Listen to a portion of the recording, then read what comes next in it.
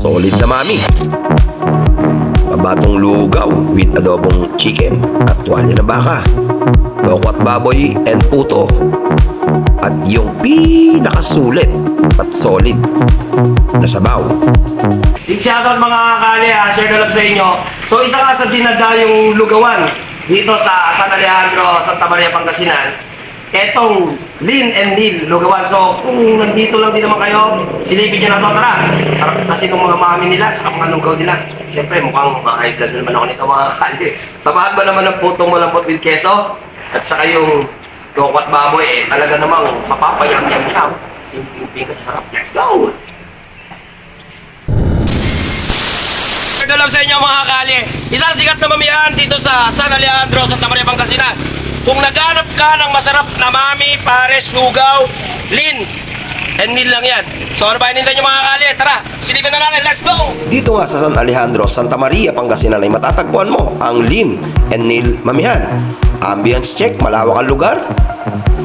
Komportable ka rin dito mga kali dahil mabilis silang mag-serve kahit maraming kumakain. Siyempre may enjoy mo rin yung lugar. Talagang dinadayo nga ang lugar na to mga kalye dahil along the highway lang. Marami rin talagang kumakain at siyempre may mga pumipila rin. Dahil sa kanilang mga serve at kung lasa pag-uusapan, masasabi kong sulit ang isang to. Bukod sa mura na is mai-enjoy mo pa.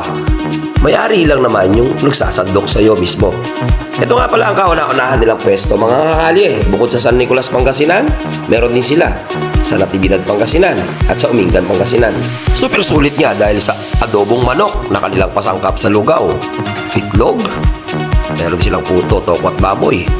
Andyan din ang tuwalya ng baka. At siyempre yung kanilang mami.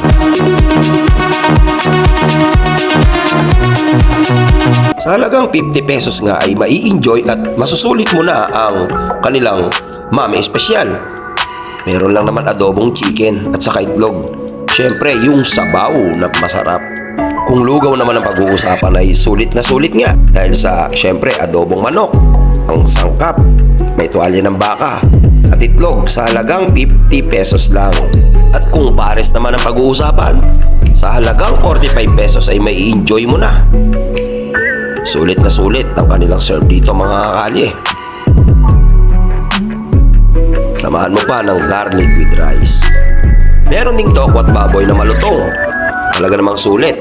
Yung kanyang pinakalitsyon sa halagang 35 pesos lang, talagang mag-i-enjoy ka. Putok-batok ang labanan with matching sukang masarap. Isa sa pambago nila mga kakalye dito ay yung suka. Grabe. Puto naman ang pag-uusapan, sa halagang 5 pesos ang isa ay talaga namang ma-enjoy mo at masusulit mo yung lasa.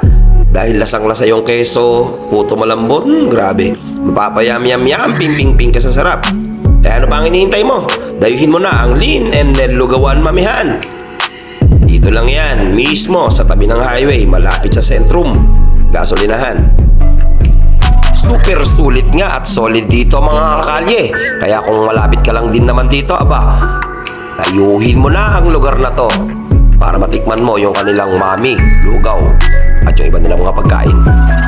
Hanggang dyan nga ang ating for today's video mga kakalye. Kita-kits next video. Share the love. Tara, samahan nyo ako sa aking biyahe. Silipin natin ang bawat kaganapan sa mga kalye. Kalye Motovlog. Kita-kits tayo sa lahat ng mga kalye. So share the love sa inyo. Samahin simoy ng Ride hangin. safe.